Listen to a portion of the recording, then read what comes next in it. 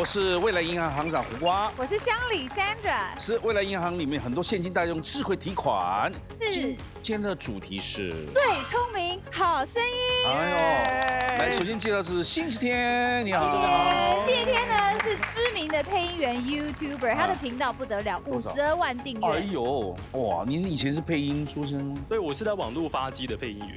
哦，网络发迹并不是正统一般电影什么配音。我是先从网络上做搞笑影片出来的。搞笑影片。搞笑影片，因为我的声音太震惊，可是大家都听我声音讲一些奇怪的事情啊，比如说呢，比如说，我可以帮你讲一段。好，现场示范一下。帮你讲一段。对。所以我要对嘴啊。哎，不用，我来配音啊。对，因为我在做一个系列叫做动物新天频道。所以我要演什么动物？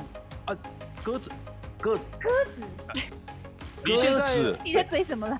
是吃酸梅对？哦，有，嘴巴也要来，嘴巴也要。公鸡吧？你现在看到的鸽子一样，跟鸡是一样的，一样的道理。好，那我开始了。来。好，你现在看到的是一种神奇的鸽子，它的眼睛有卓越的洞察力，它甚至可以看穿物体，因此也有人训练它来看穿刮刮乐的数字。这种鸟也被称为瓜鸽，这还真是不可思议。但是这就是动物学的奥妙之处。哎，大家可以掌声，谢谢瓜哥，谢谢瓜哥。还编了一个段子。介绍 Dennis， 欢迎。我是猫 DJ Dennis，11点到2点一定要对。像您这样每天要用这个喉咙，你怎么保养喉咙啊？对啊。其实前年我有一次严重失声，就是不见了。哎呦，很多人是每年一次的，那次就决定把冰的东西、糖的东西通通戒掉。还有发声的部位不对也会。是，而且就尽量少用它，多喝水，多喝水很重要，睡得饱也很重要。来介绍这个辨识度非常高，叫你我家2300，够了，我可比赛求，但你给我划了，这版权在你身上吗？不是吗？没有啊，没有哦，好可怜，又赚不到钱。康康，你今天穿这样一定有什么？这个是企图心吧？张小明，儿歌狂想曲。啊，有。因为我的巴豆腰不可以到动物园去烤肉，为什么？哦，因为动物看得很伤心。不是因为小孩子说有一个笑话，说要去动物园烤肉，因为动物园什么肉都有。对啊，那个肉，我们就告诉他不可以，要爱护小动物。对，你又不是去吃饱费还点肉。对，我想吃熊猫，我想吃长颈鹿，这样可以吗？不行。对，哇。你是为小孩写的啊？因为我大概6年前，儿子呢有一首歌叫《Kuji Kuji》嘛，然后点播率是已经1000多万。然后后来我女儿长大了，就说为什么哥哥有他没有？我说那我帮你写一写法，写一写就可以去做小孩频道啊，小孩频道很受欢迎哎。哦，真的吗？那你唱吗？对，10首都是我写，然后我唱。对，哎，恭喜，康康，谢谢瓜哥，谢谢。哎，小朋友最近每个幼稚园都缺这个儿歌啊。对啊，以前你看到什么健康歌，为什么那么红？小时候好多。对，你做这个会红。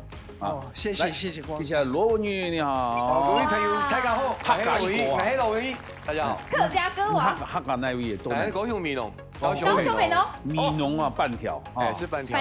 耶！宣传网络节目。对，所以我们的网络节目呢叫 Hakka Eats， 那我们透过外送的这种概念，把食物啊、音乐啊带出去，然后能够让人家年轻人用比较有趣的方式，可以学习接触客家文化。也黑肉拌，也黑半条，客家风肉，就是哦，还罗文玉来掌声鼓励一下。贤宁你好，贤宁就要好好介绍一下了。大家好，我是好事989的 DJ 咖啡糖贤玲，在空中陪你一起听音乐的好朋友。好棒！那除了是几点的？晚上的7点到10点钟，星期1到星期5晚上。欢迎5位，欢迎。接下来介绍2位专家，首先介绍的是超人气新闻主播沈景阳主播，你好。主播曾经专访过上百位的好莱坞巨星。对，来接下来介绍资深营养师李婉萍。大家好，我是婉萍营养师。医师呢是师大的健康学系的硕士，欢迎。我们进行第1回合存款争夺赛。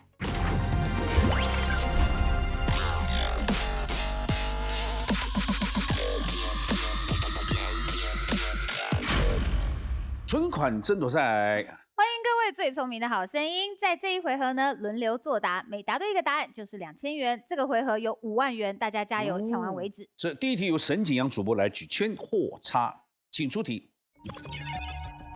假日都想睡到自然醒，可是偏偏一大早就被吵醒了。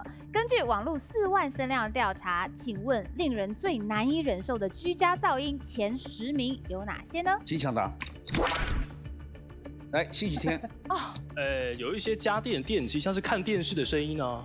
电视的声音对或错？家电的声音答对了。好，电视机啊，就隔壁开很大声。他如果讲这样子，其他家电都不能讲。没错，他因为他包括像是什么洗衣机啊、烘衣机啊、空调这些不能再讲了。他就我没有想到这么选项，他已经把你们通通打死了。可是前10名啦，家电类全部归为一个。好来。对了，你也不能讲其他的。来，请加2000。噪音很多嘛，来，请。那你装潢的声音。明明说做木屋装潢，你还是敲。对或错？正确解答，装潢跟施工的声音都很吵。哎，加2000。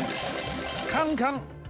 音乐的声音哦，就是有人去卡拉 OK， 不是垃圾车哦，是他在练钢琴，还有或学小喇叭的，钢琴啊，听音乐啊，各种乐器，而且很破那种声音，对，可能就是小孩子在弹啊。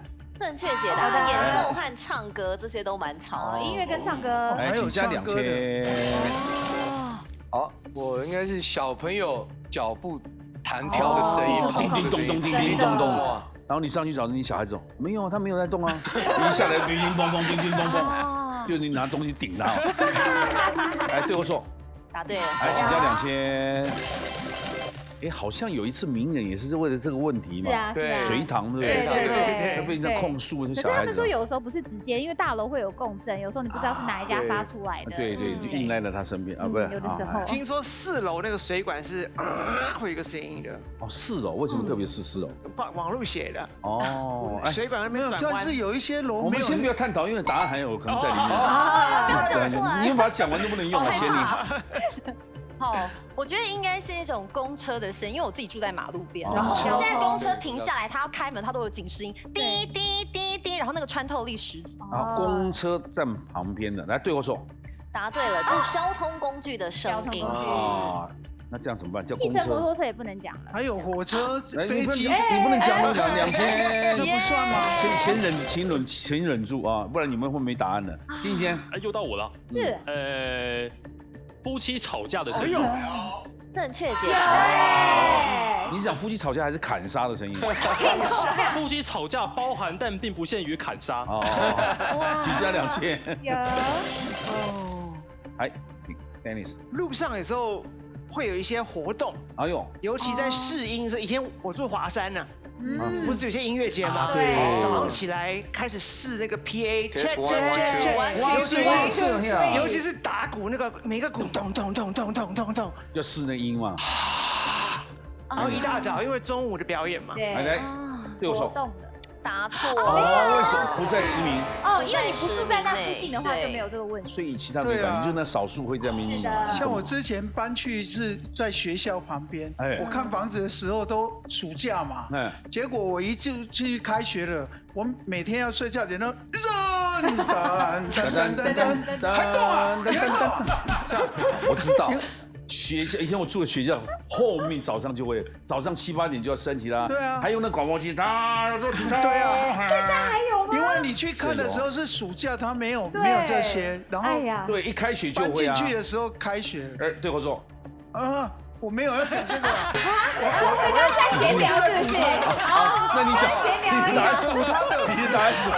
我的答案是狗叫。你听到那个插柜拿起来，因为你刚升主播，你刚刚拿多高？他刚拿那么高哎。我讲狗叫。好了，那你跟我废话那么多。聊天嘛。3天3夜了嘛。聊天。那你讲你的答案是什么？狗叫。野狗很多的狗叫。就是隔壁有养狗，或者是狗叫。所以公寓上都不喜欢养狗嘛，对，会吵到别人。养狗对或错？答对。请加2000。不如狗，你看。我还跟你复合半天呢。我看到牌子已经拿一半了。难道我没看到吗？太坏了，我眼睛斜了。我没讲。鲁包不要上当啊！来，周文颖。好，我觉得应该是有一些竞选活动的时候，那个广播的声音啊，或者是修理刷汤爽这种，对，其实会菜头粿，对，卖贩卖啊，这是我的答案吗？PA 啊，但 PA 不一样，你这我们这个比较日常能够碰得到，它会移动。菜头粿、哦粿、低粿，修理咖啡，修理刷汤，对或错？答错了。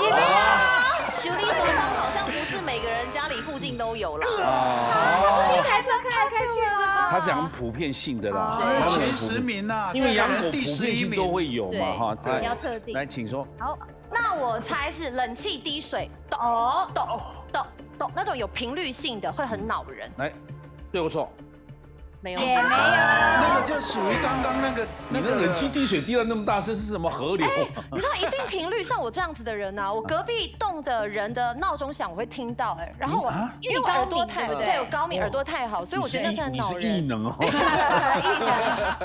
隔壁的人的闹钟响起，早上都会设闹钟嘛，闹钟会哔哔叫或是嗡嗡叫，我会把你吵醒。问题他不醒，你醒了。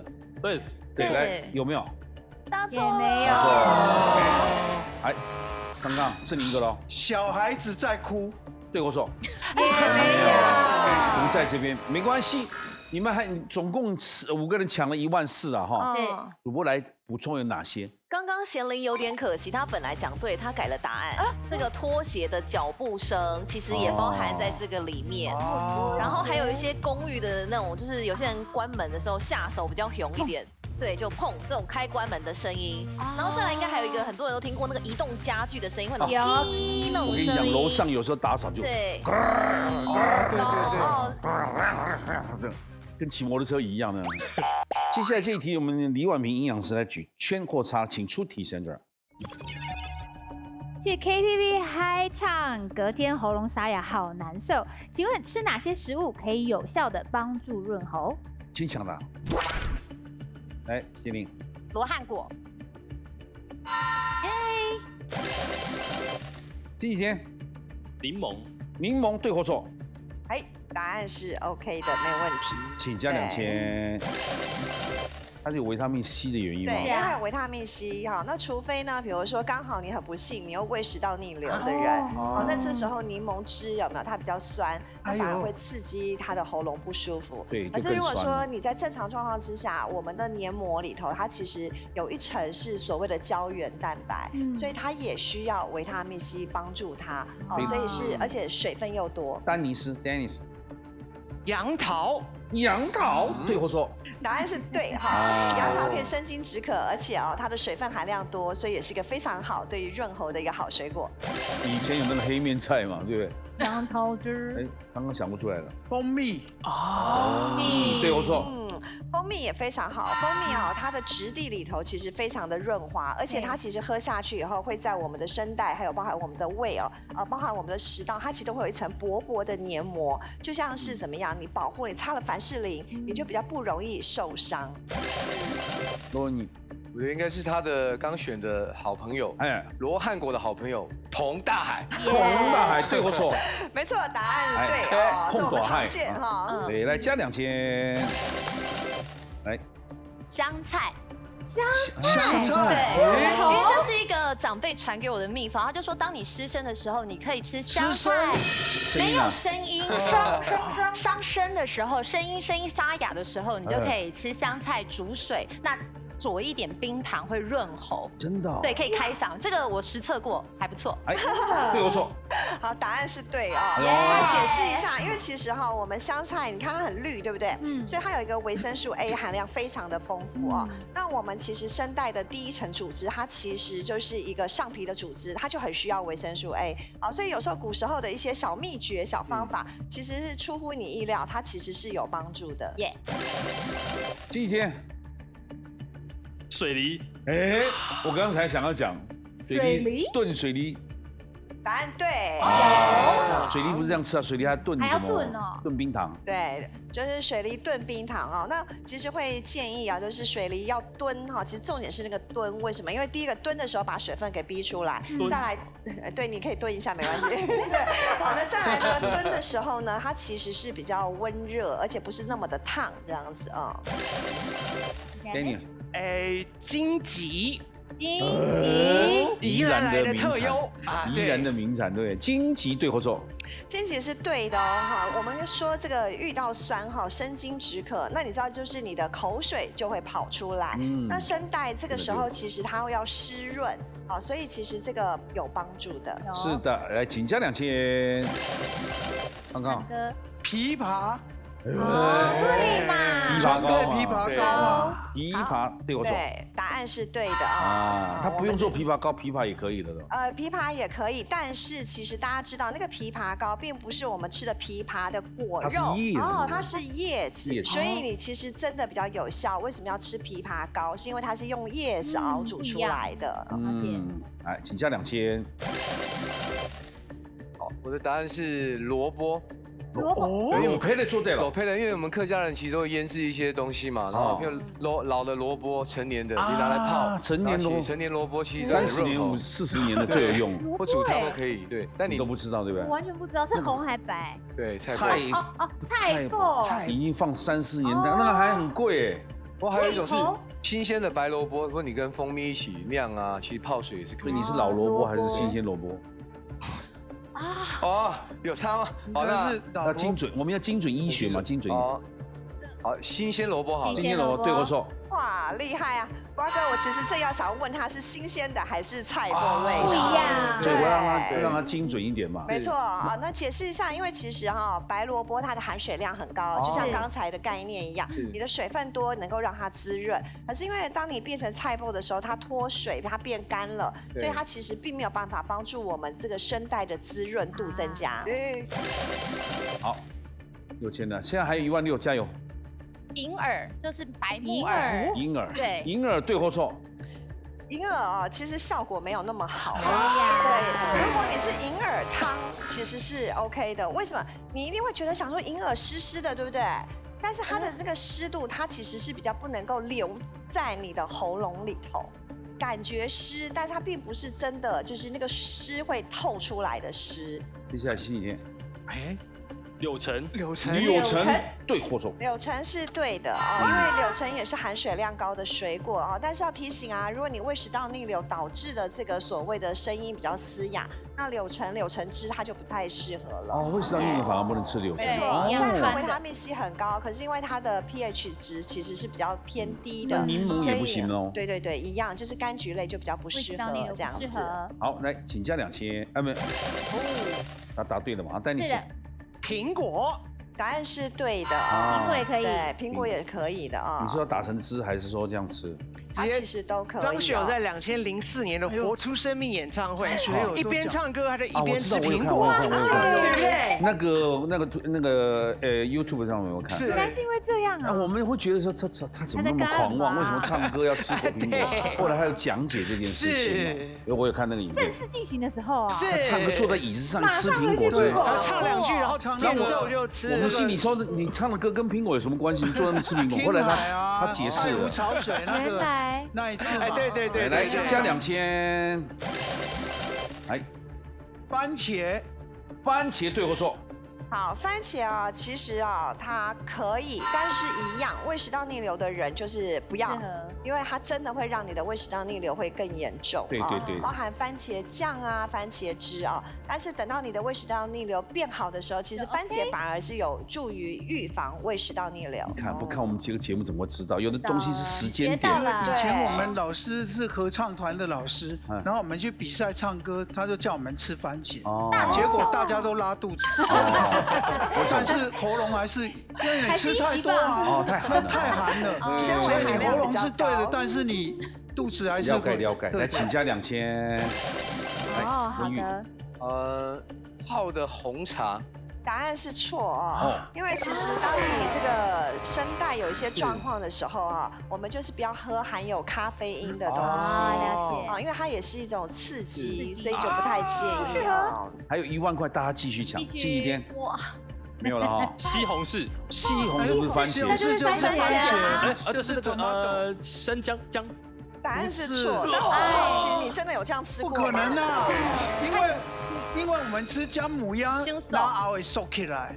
但是他讲生姜有很多种你像腌的是也叫姜啊，对，炒麻油的姜是不一样的。老姜。但是姜到底对，如果用别的方法做，到底对这个声音沙哑有没有帮助？当我们这个声带发炎的时候，它是不是一种上火？它也是嘛。那你这些的东西，比如说像姜，有时候要煸它，它其实还是会容易让你比较上火发炎哦。对，所以比较没有这么的建议哦。那刚才像我们说胃食道逆流的人，其实它主要不是那个麻油哈，它其实最主要是胃食道逆流的人哈，他可以吃姜，姜是对胃食道逆流的人有帮助。在很多的辛香料，像大蒜，它其实反而会刺激胃酸。对，就大蒜，我们都觉得它很健康，对不对？可能它会刺激胃酸，而姜是不会的哦。但是对于食道的保护上，它就比较没有这么的厉害。那反而会提醒大家，因为它有时候会跟一些药膳会比较热的状态之下，那你都在发炎了，就不要让它火上加油了。来，接下来。刚刚 Dennis， 对，讲到现在都快胃食道逆流，还有1万块啊，该你了。我的喉糖是八仙果，我就用八仙果吧。八仙果对或错？八仙果是 OK 的。有的。来，请加2000。其实解释一下八仙果本身的药材是有帮助之外，还有一个很重要的一点，是因为大家在吃八仙果的时候，其实是含在嘴巴里头，有没有？你含着，你的口水其实就会怎么样出来？所以我们是用天然的口水怎么样，其实就可以润我们的喉咙。是啊，来，蜂胶。好，答案是对的啊，但是它的机制是不同的哦。蜂胶它其实是一个降发炎反应。那我们刚才说它其实是一个发炎的状况，好，那你喷的时候它其实有点像是杀菌，所以它当下其实不一定会让你舒服哦，而且它整体而言它其实是让你降低发炎反应。好，那蜂胶其实在国外他们最常使用到的是，如果假设咳嗽有很多种，感冒咳嗽有很多种，好，就是如果当你在咳嗽喉咙痛的这种感冒，蜂胶他们就会常常是他们的家庭常备药。好，接着 Dennis。哇，枣子。来，对。那个答案是对哦，大家可能会觉得很讶异，因为觉得好像枣子有点干，对不对？但是它其实跟苹果有一个同样的概念，就是你有没有发现，它其实虽然有一点干的水果，但是还是带水。但是因为在你要咬它的时候，你有没有发现，你咬枣子跟苹果，你需要咀嚼。当你在咀嚼的时候，它就会怎么样？含水量就会出来。那会跟刚才的银耳不同，为什么？因为银耳它不太进入嘴巴，需要咬。对，所以它其实很容易就滑过去了，所以它的含水量不会像刚才借由刺激口水的方式来帮助你声带、喉咙这边去做一个滋润。还剩4000，你们两个把它抢完吧。还有答案吗？还有答案吗？梅子。酸梅梅子对或错？康康很厉害啊！我刚才说的生津止渴哦，他立刻就想到就是梅子，所以他有注意在听啊，不是吗？我跟你讲，对不对？来加2000。好，最后一个答案。甘蔗。很为难的，对不对？有一点为难了哦，就是说。没关系，你就照你感觉举对或错。就是说，对啊，好，我们来找甘蔗汁其实是 OK 的啊，因为你看，尤其是那个热的甘蔗汁有没有？好，其实是有帮助的。好，那但是如果说直接是甘蔗哦，不一定会有效，因为有时候你直接吃那个甘蔗的时候，它太甜了，有人其实会被那个太甜哦，因为你知道甘蔗是做成蔗糖。就是做成糖，对，以前，所以它跟我们刚才说天然的水果，大家都会觉得很 OK， 对不对？可是它的特别是因为我愣了一下，是因为它真的是做成糖的水果，所以当你这样吃的时候，有时候它那个真的会太甜，有人其实会刹那之间不舒服这样。好，结束5万，现在的奖金我们宣布。星期天1万 ，Dennis 14000，康哥14000，文玉6000，那贤玲呢是6000。是进行下一回合，赢者全拿。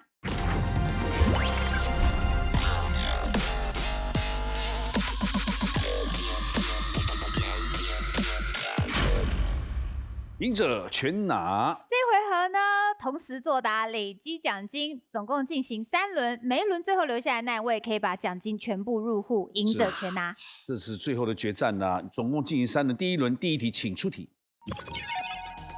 没事就想高歌一曲，请问根据研究，爱唱歌可以提升身体的什么能力 ？A.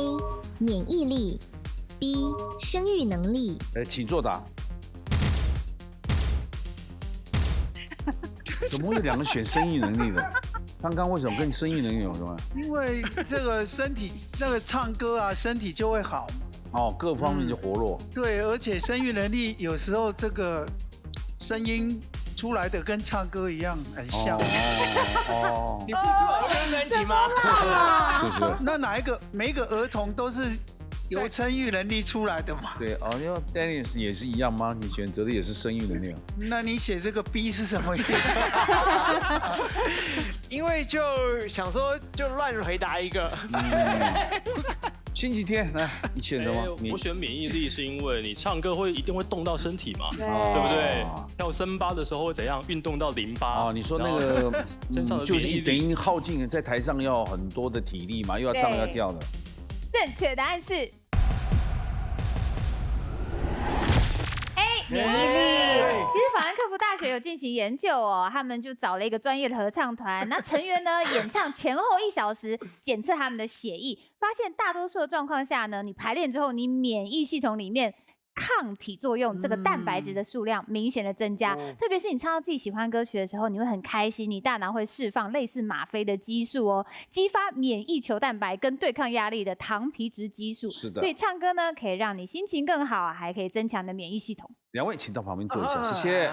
不是生育能力，生育能力了，生育能力。我们去练功，对，这个练生育能力的。提纲啊，来3000块，一人代表1000。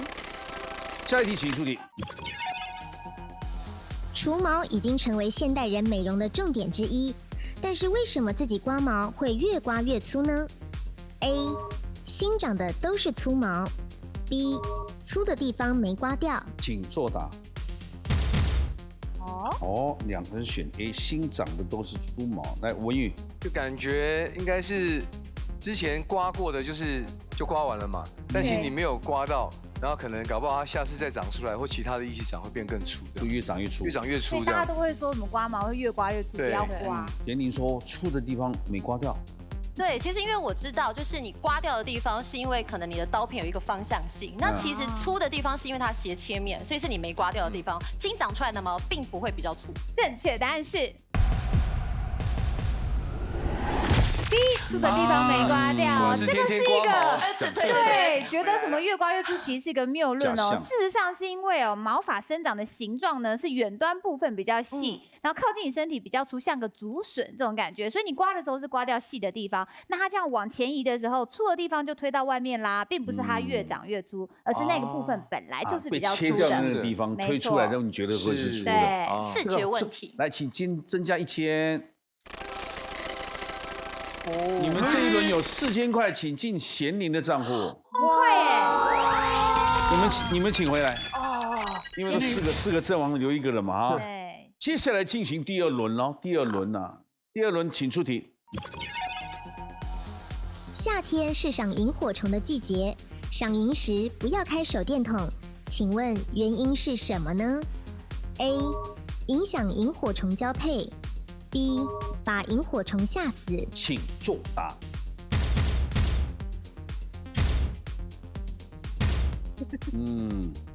3个人选说影响萤火虫交配，因为他搞不好会跟他会跑到那个手电筒交配。我就知道你一定会讲什么，他以为手电筒是他的伙伴。好大，这个比较雄壮，就过来就弄半天。我本来是要选这个答案，但是因为我今天是儿歌，我想说不要上一题已经什么生小孩，这题又要交配。我觉得是因为那是他们交配的季节，如果你有太强烈的灯光，会影响他们找到另外一半。对，因为我好像记得报是找到另外一半吗？还是找错另外一半？它的灯是会比较闪烁，会比较亮的，我不确定。请公布正确解答。正确答案是影响萤火虫的交配。其实我们手电筒的光呢，除了我们人类的视觉看得到的话，更严重的其实它会影响它们的萤火虫的交配。为什么？因为你灯光照亮的区域的时候呢，公萤火虫会因为这样而找不到另外一半，所以没有办法就是进行交配繁殖。所以尽量不要使用手电筒。如果你真的必须要使用照明的话，一定要铺上一层红色玻璃纸，不要那么明显的影响它们。那他更会来，他以为红灯户。哎呦，红灯没有红灯区这个东西。你为什么用红的呢？你不能用黄的吗？或者用白的吗？不知道。OK， 好，来，两位请到红灯区坐着。那我还走来走去。学生多走路还有什么怨言的啊？就当远足嘛，是还当小孩的。来，请增加3000。下面题，请出题。成语“白驹过隙”意思是白马从细缝中穿越过去。请问这个成语是在比喻什么呢 ？A. 时间短暂 ，B. 非常少见。请作答。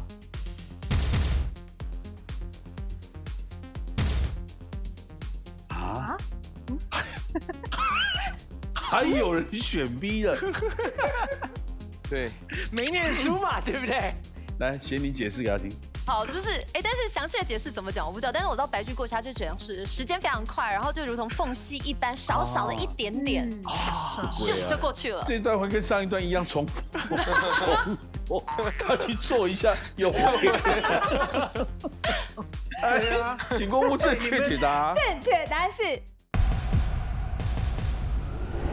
A， 时间短暂。这句成语呢是庄子说过的话，他说：“人生啊，天地之间，若白驹之过隙，突然而已。”来重演了，再加1000。哎，刚刚不是才演过这段吗？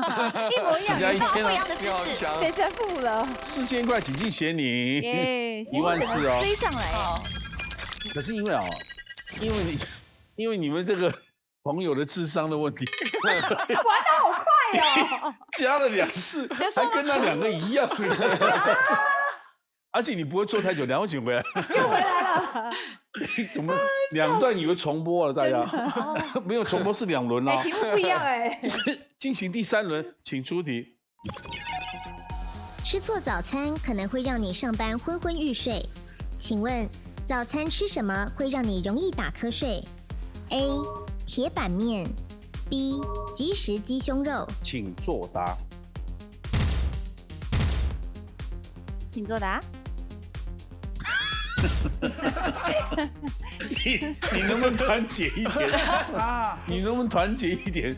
你这还演学生呢？你刚刚老相都出来了。你为什么那么久才想到铁板面？啊，因为铁板面吃了会很饱。哎，咱呢吃饱，咱得爱困。对啊，对不对？然后电视也不能关哦。你给我关掉，我就醒来了。而且还不能躺下去哦，要半坐，躺一下就醒来了。正确答案是 A， 铁板面。怎么说呢？铁板面它又是淀粉，然后它又会很咸。你早上吃太饱的话，你就会想睡觉，开会开到半就呜呼大睡的感觉，因为你血糖会迅速飙升嘛，所以不太适合在早餐吃哦。可是很多人吃这个面，对啊，真的，因为就是想要早上来个 comfort food， 给我吃的开心。而且他一定要配那个红茶，有没有？一定要。然后完了就一定是上厕所嘛。对。而且我觉得这个便秘的人可以试试看呢，对不对？绝配。我们是要鼓励大家早餐的时候要补充优质的蛋白质哦，这样你的饥饿感可以延缓，然后精力也可以提升，好吗？是啊，你是做门面的，我是讲实在的，我们俩有差，坏人都我来做，来加5000，反正也没差，大家都爱吃啊。你讲到表他们爱吃，对不对？来，下面题，请出题。至圣先师孔子曾骂过学生朽木不可雕也，请问当时是因为这位学生做了什么事 ？A. 考试时作弊 B. 在课堂上睡觉。请作答。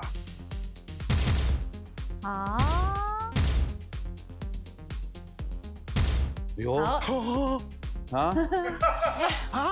星期天，我仔细的寻思了一下，朽木不可雕也，他在说这个木头它坏了，它不能用，表示这个学生是个废材，没办法雕琢了。所以这个学生一定做了很严重的事情。那在以前呢，如果抄答案作弊的话，在课堂上睡觉，我认为作弊在以前重视这个儒家思想的时候，可能比较重视仁义道德的品德。哇，他刚刚讲这段话，我差点演起孔子了。尊敬哦。因为《梁山伯与祝英台》这一部电影里面呢，里面那个蒋光超他演马文才，他在打瞌睡，然后那个他就有唱这一段：孺子不可以雕也，朽木不可以雕也。对，这我印象很深刻。那是我们这个年代，他也没看过。对，所以我有印象有这一段，书是没有念到了，但是看电影有这一段。那个作弊的要把作弊习惯改掉，把作弊精力花在去念书就好了。因为这个很难啊，睡觉的人。他一直在睡觉，而且我觉得睡觉嘛，你作弊的人还要用脑筋嘛，对。而且我觉得孔子应该生气了，因为已经睡觉睡好多次都讲不听，才会有这种感觉。是啊。而且孔子生气，他去找周公。对，孟周公也是孔子讲的。对啊，请公布正确解答。正确答案是。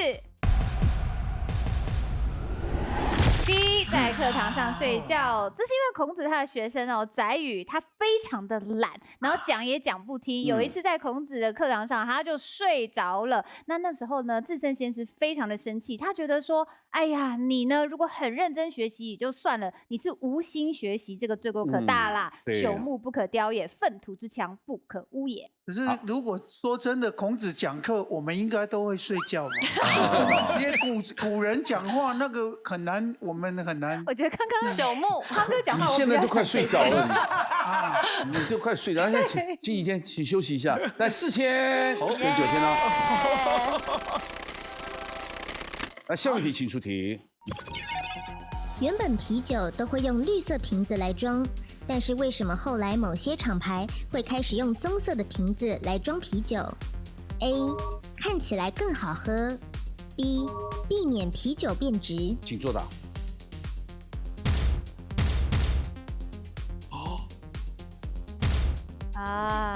为什么这么后才选择一个看起来更好喝？我看你也是蛮喜欢喝啤酒的吧？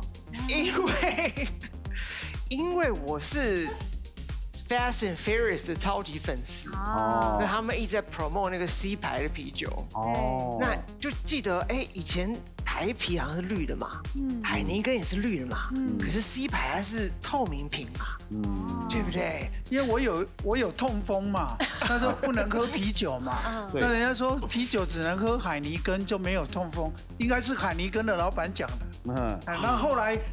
人家跟还被绑过，你知道吗？人家后来就跟我说，其实你要喝就喝我们的台啤就好，而且是要喝那个咖啡色的那一种，那一种就是就是很好就对了，它可以怎么讲？不会变质。18天的是咖啡色吗？绿色的。他说不会变质啊。正确答案是。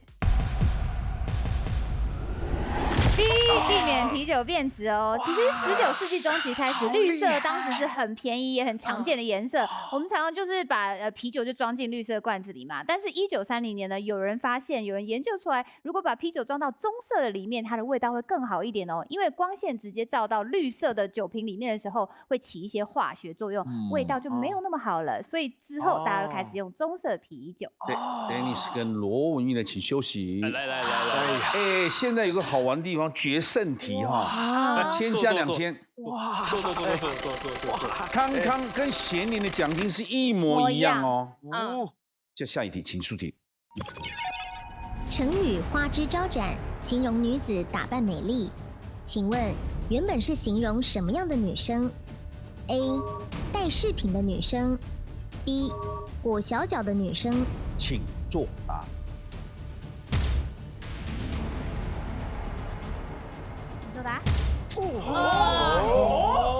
我不想看看为什么要选戴饰品的女生，会不会太合情理了？就是那个打扮很夸张嘛。那你说那个裹小脚的女生，应该是比较内向的，她不会去做这样的。那你有想过过去为什么要强迫她们裹小脚？小脚是比较属于漂亮，就是漂亮的一个代名。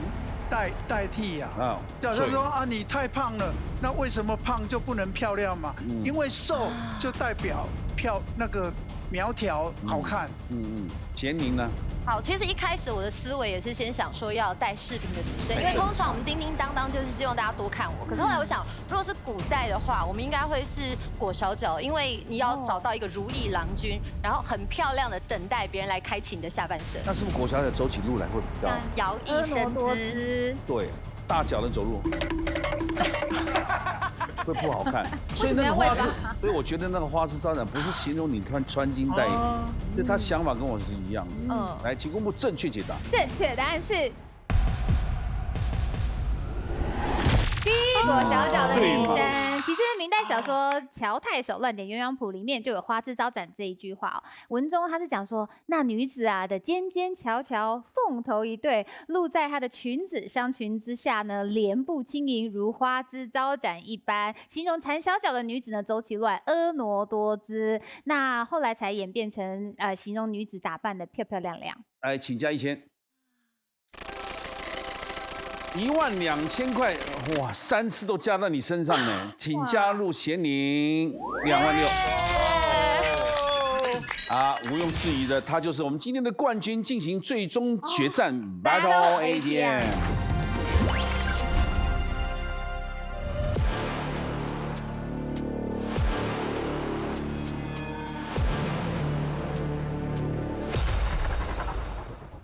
恭喜贤宁，请问今天的冠军得主，这里有一张卡，奖金是26000。来，请插卡未来银行。金库请打开。今天你要领取26000了啊！我们看密码提示。2个密码分别是总笔画43画的情书写1个月，或是总笔画36画的吐口水救火。情书写1个月。也可以说是真情相待啊，是江郎才尽啊，用情至深啊。1个月有点太久了，这个我没办法，我急性子，水瓶座。对，不是叫你赶，就是要想字啊。我想不出来，但是他刚刚讲的那个什么情话翩翩之类，我觉得光想那个笔画就太多。对，那我就先放弃它。吐口水救火的，那是什么？吐口水，徒劳无功。哎，这可以。不切实际。哎，对不对？来不及，对不对？36画，想想看哦，哈。我觉得字少的可能比较简单，至少你要选哪一个？我要选36，因为我觉得至少它笔画少，应该比较好写，笔画多就太难了。锁定吐口水救火，这是你选的对不对？对。那我们来看没选的。好。情书写1个月，4个字是什么？呕心沥血，这个蛮简单的，好可惜哦。那没关系，来，请拿起笔来。你挑战36画吐口水救火，我们计时一开始，题目出就计时开始了哦。好，我来请出题。题目是杯水居心，来计时开始，消煮，计时开始了。看样子2万多块是囊中之物啊。这边，对，好。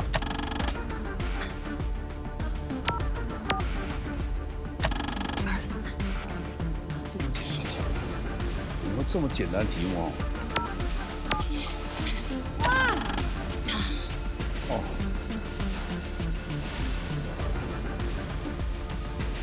我觉得他会输在算笔画上。有可能。快哦！好，停。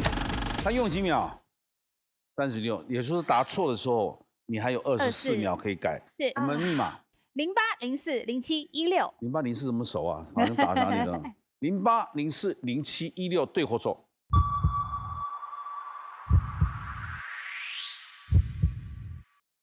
哦，对。哪个字错的呢？来计时开始。标注好。停，还有几秒？15秒。所以如果错的话，还有15秒可以改。是。08050716。对或错？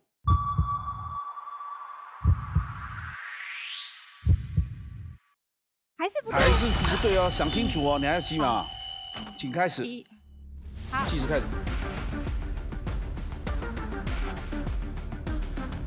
你的描述9、8、7、6、5、4，你都没改哦。